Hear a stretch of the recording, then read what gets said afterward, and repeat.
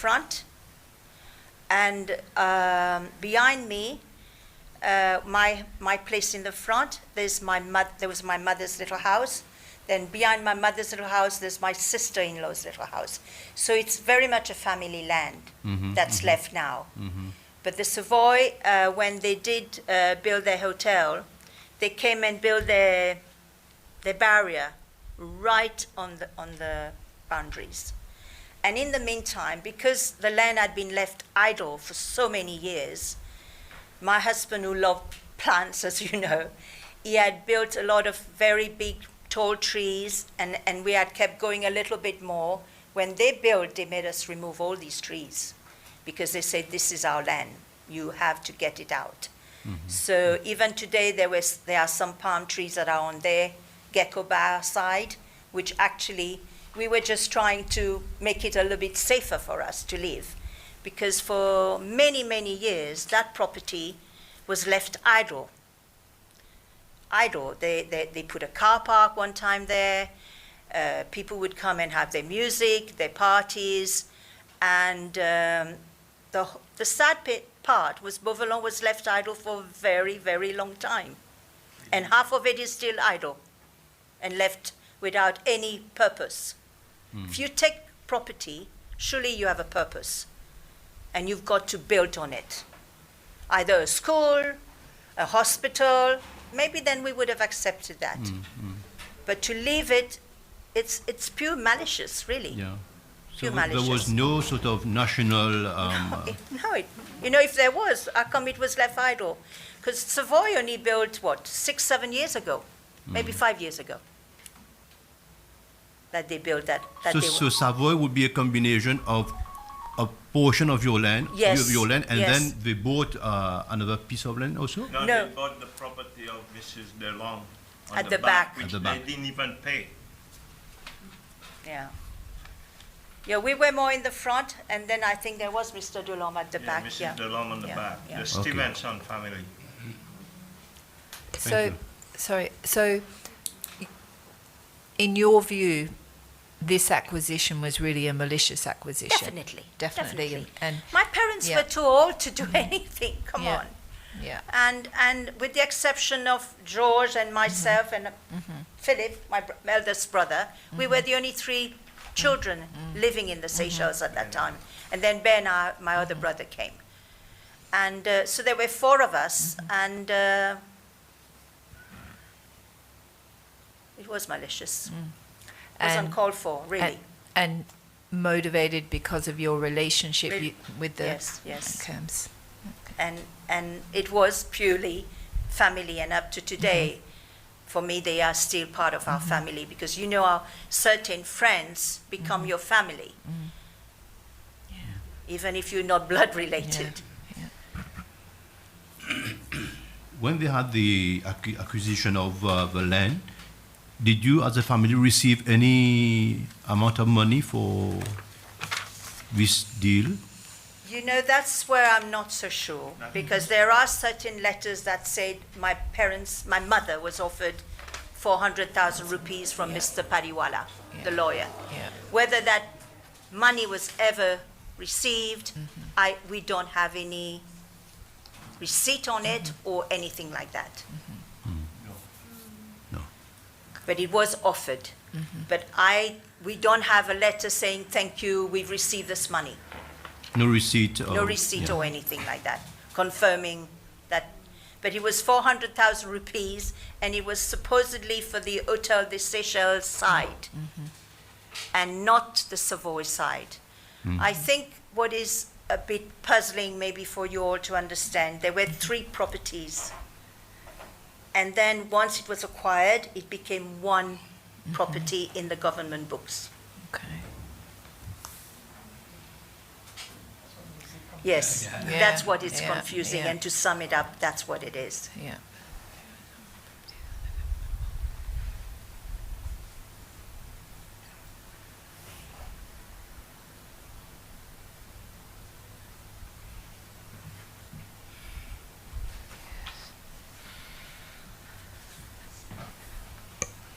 Would you know offhand the parcel numbers of the 3 that were acquired? I think we named it. It's H20, H21, and H385. Correct? Yeah, page 20. We've got them in here. Yeah. And they were amalgamated Made it into one parcel. parcel. And what was the number of that parcel? Unfortunately, I'm not so sure. Maybe Warren, is Warren there? I don't know what that number is in the government books, Michael, unfortunately. I don't have.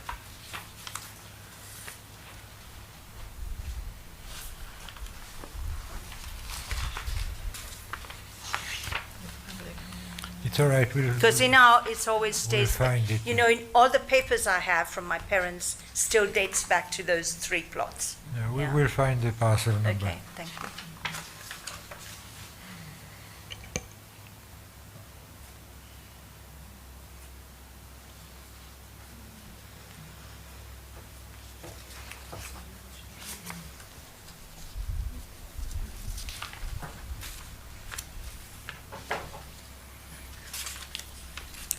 Were you, as a citizen of Seychelles in those days, were you harassed? Were you living in danger in those days? We were living in fear. In fear. In fear. And you had to be careful what you said, especially just after the coup. You had to be careful what you said, because it could be repeated in the wrong way. And there were things you kept, you know, you had your friends. Sometimes we would go out in a convoy because there was curfew. There was curfew for, I think, the first 2 or 3 years we had curfew. Okay, the curfew went from 6, and then it went from 8, and then it went from 11. But for a long time we had curfew. Mm-hmm. So, and my husband worked at the tracking station. He worked shift work. So I was alone with my mother in the house with my 2 daughters. And so we always had to be careful, because there were militia that would come around in the evening. We knew they were walking, because I remember we did have some, I had given some parrots, little birds to my daughter, my first daughter, Vanessa. And we could hear them coming at night to take the parrots, because the parrots started singing, and the next morning the cage was gone. So we knew they were around the house. And the only person who could have done it was the militia, because it was curfew. Nobody else could have been around. Mm-hmm. And I worked for British Airways, as you know. And I did have to do shift work, you know, with aircraft coming in at 2 o'clock in the morning. So I was always very aware that I had to be careful going home.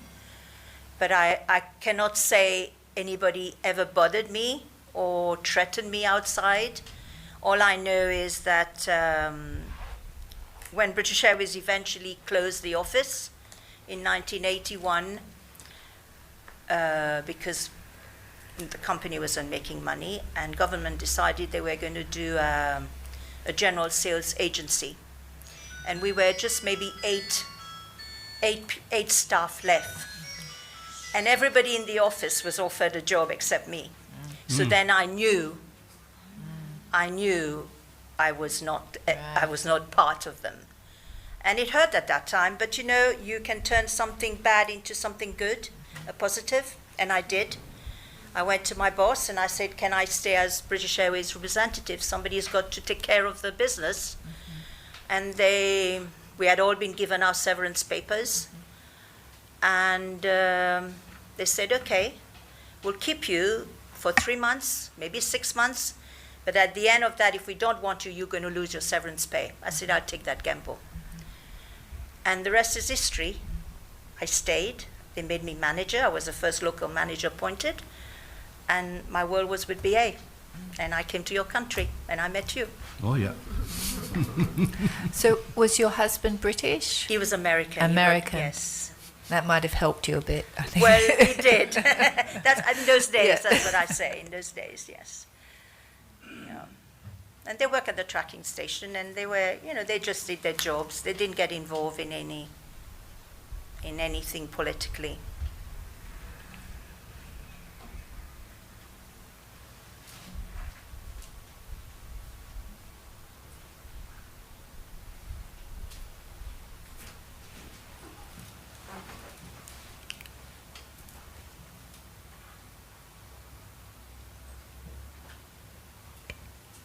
Madam Lanza, about the payment back, what do we have on the files?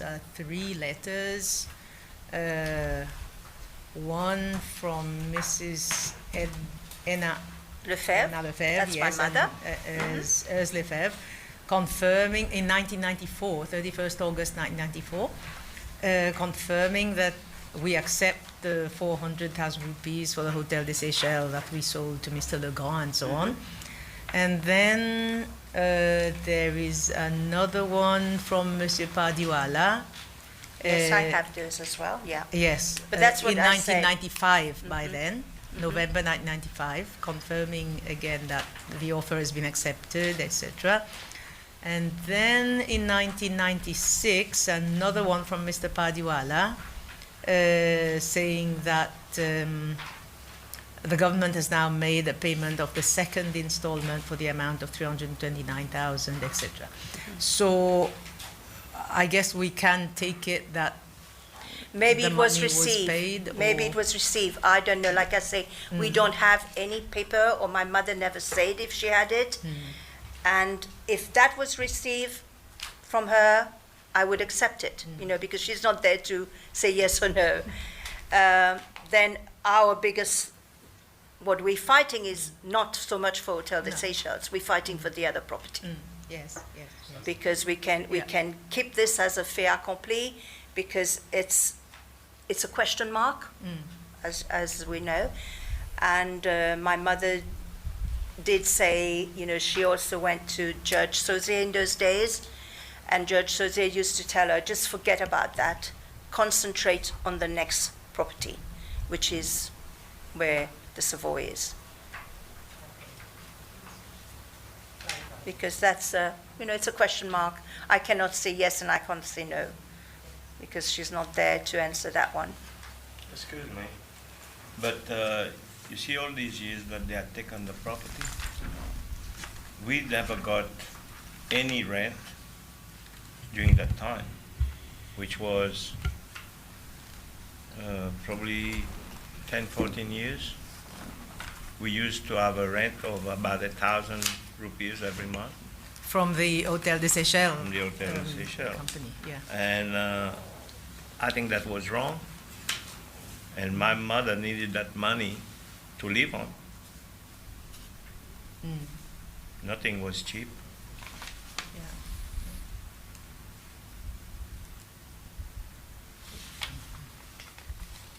So there was that as well.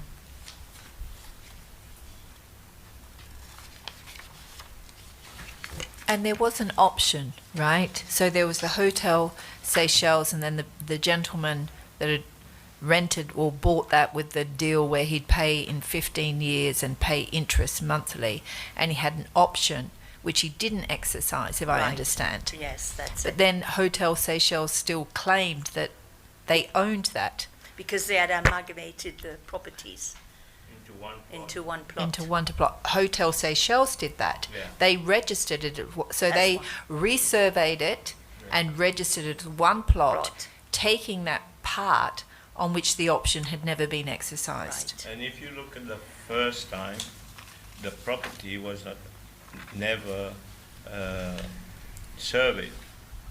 It was Uh-huh. a boundary from this Uh-huh. place to that place and that place to that Right. place. So that's how they could do that in a Yeah. way, Yeah. because it hadn't previously been surveyed, and go and file that at the Yeah. lands. Okay.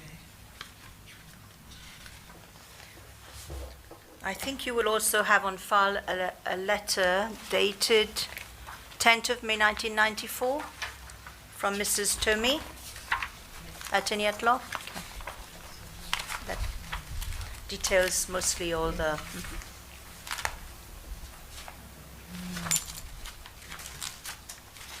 Okay. So then when the government acquired Hotel Seychelles, they were the ones that would get any compensation for that other piece, because it was registered as belonging to them. Yeah. And you only benefited from the agreement. Well, if your mother got the 400,000, that was because of the mortgage that was owed to your parents on Hotel the Seychelles. Seychelles, yeah. but you didn't get you had to wait a long time for that. And in the meantime, you didn't get the monthly payments that you had been getting, which was interest really on the money That's owed. it, yes. Yeah. It's complicated, but It is a bit complicated. very complicated. Yeah.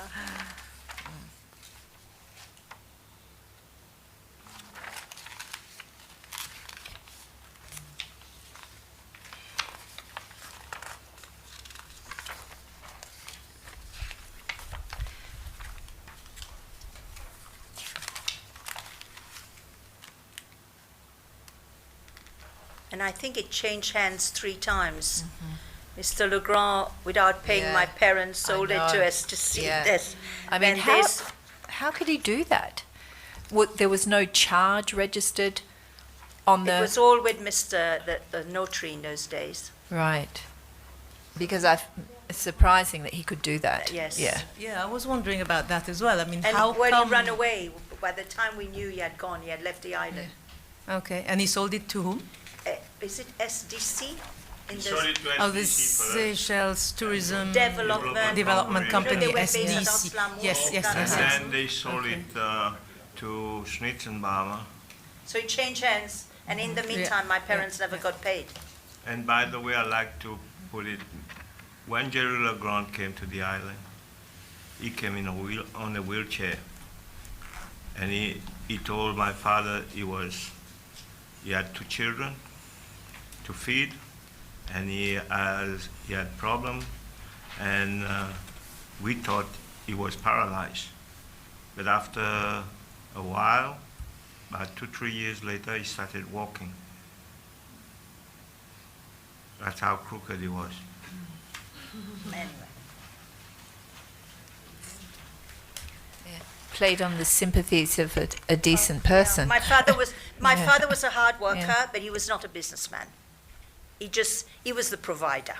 My mother was the one who could see through things, but in those days, as you know, the women didn't have much authority like we do now. Thank God.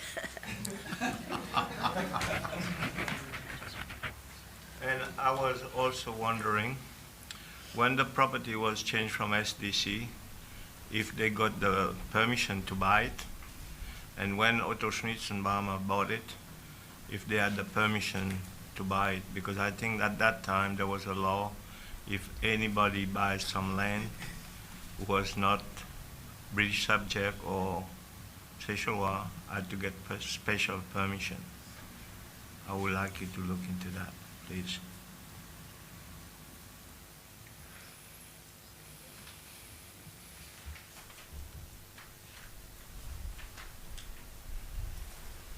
I'm going to actually say something, sorry, because I happen to know a little bit about this. So they took the land, and afterwards, when they had to do the new books, they put it in, the title was in Schnitzenbaumer already, and they didn't transfer the lien or the debt or the agreement. So that was lost in translation, and that's how they were able to proceed without taking care of the debt.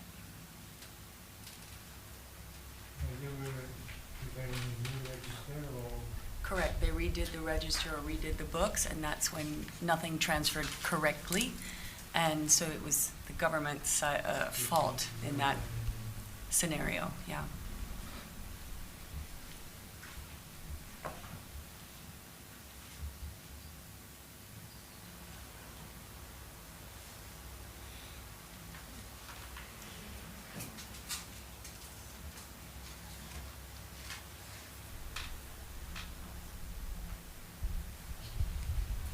We will ask Lands Registry to give us all activity on the land since the acquisition. We've got the information prior to, I think, but Alex is taking a note, right? Thanks. We'll send that. And I went to Mr. Lablache, telling him, do the right thing. And he told me that my mother couldn't bring the title of the property of Beauvalon, which I've got it there. And my mother was not that dumb to throw anything. She had everything there, I remember. She was very, very cautious about any papers.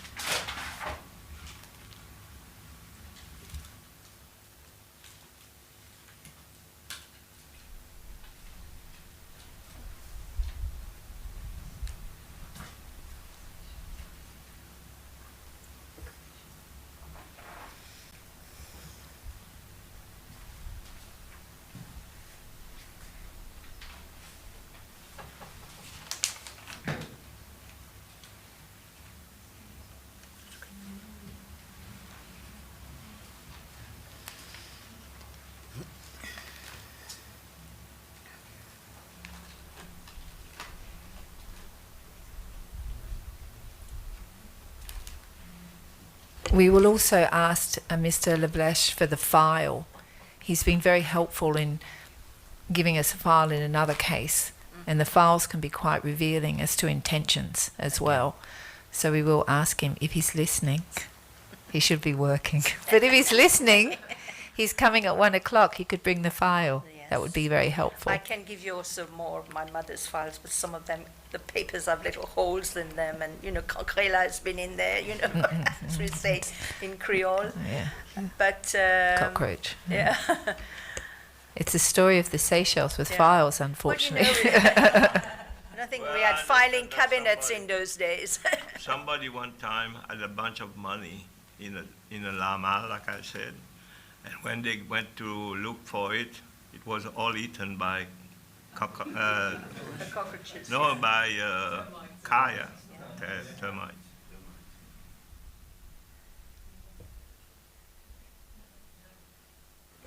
Thank you so much for coming and setting your complaint out. I think I understand it quite well, considering it's so complicated.